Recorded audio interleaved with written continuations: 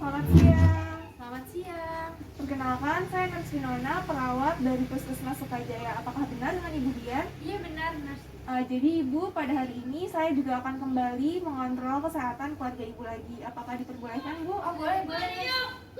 Boleh, Nurse, masuk sekarang. Bagaimana Ibu dan keluarga kabarnya saat ini? Alhamdulillah keluarga saya juga sudah negatif, Nurse. Nah tapi nih Nurse, saya lagi pusing nih, soalnya kan Adi habis kena COVID kan ya, Nurse. Nah jadi dia sering mengurung diri di kamarnya. Terus kalau saya ajak ngobrol dia juga nggak mau, Nurse. Oh, jadi seperti itu ya, Bu. Kalau begitu, apakah saya boleh berbincang-bincang?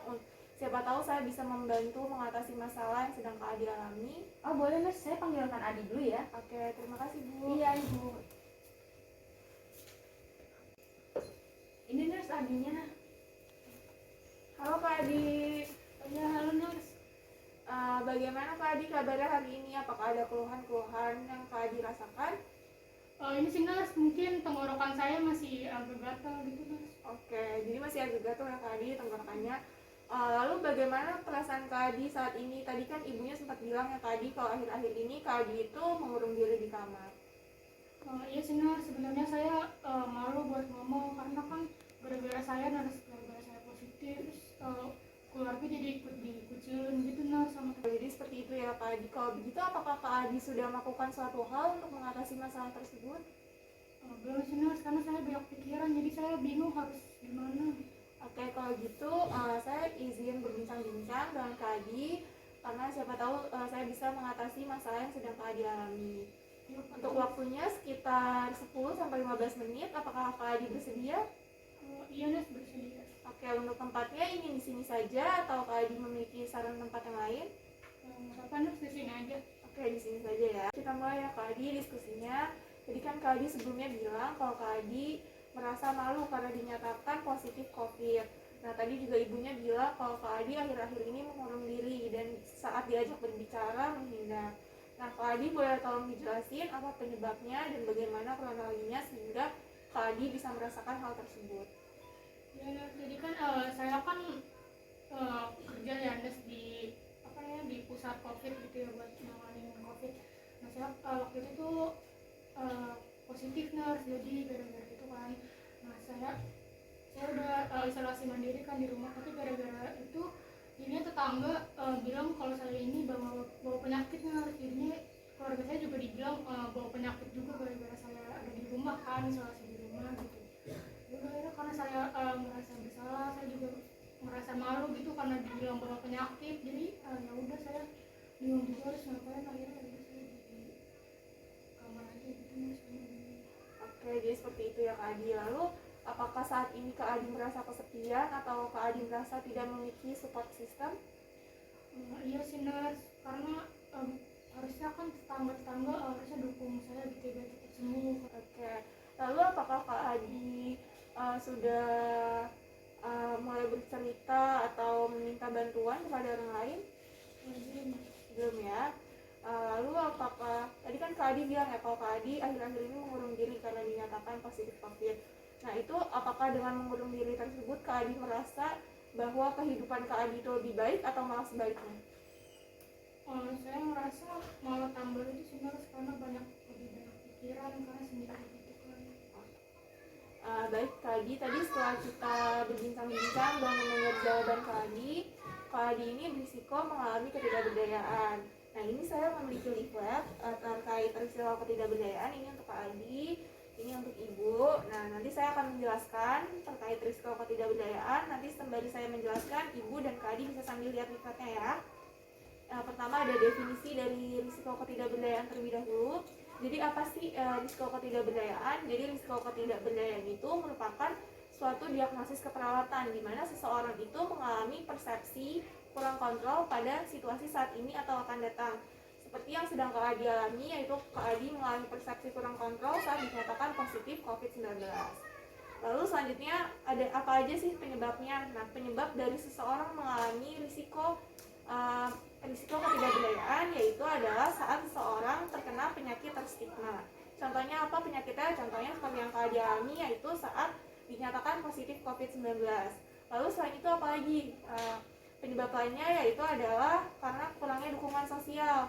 seperti yang Kak Adi bilang tadi, kalau Kak Adi ini merasa kurang dukungan sosial, terutama dari tetangga sekitar yang justru mengucilkan Kak Adi, bukannya memberi support. Oke, apakah sampai sini paham? Ya, paham ya. Paham ya.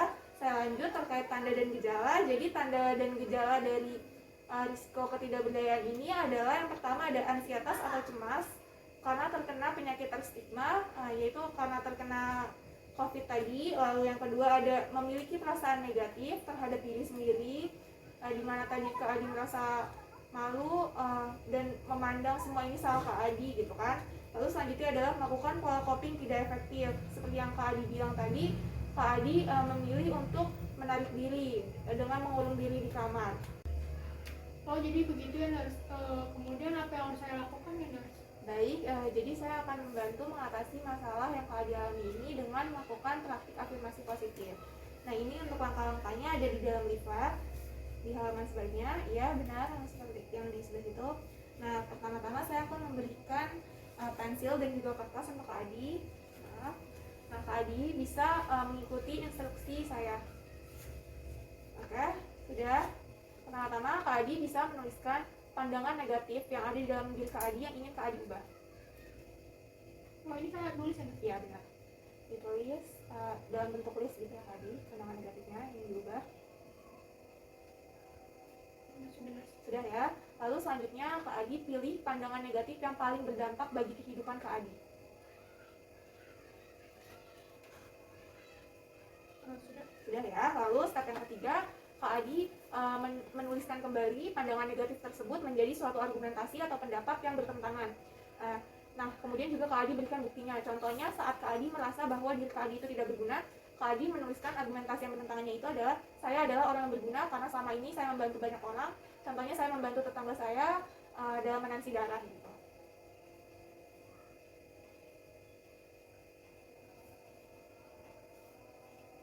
Ya sudah. Ya sudah, selanjutnya tahap yang keempat yaitu adalah menuliskan argumentasi tersebut menjadi sebuah kalimat afirmasi positif. Contohnya seperti yang tadi sudah saya jelaskan, diubahnya itu menjadi saya orang yang berguna karena membantu banyak orang gitu contohnya.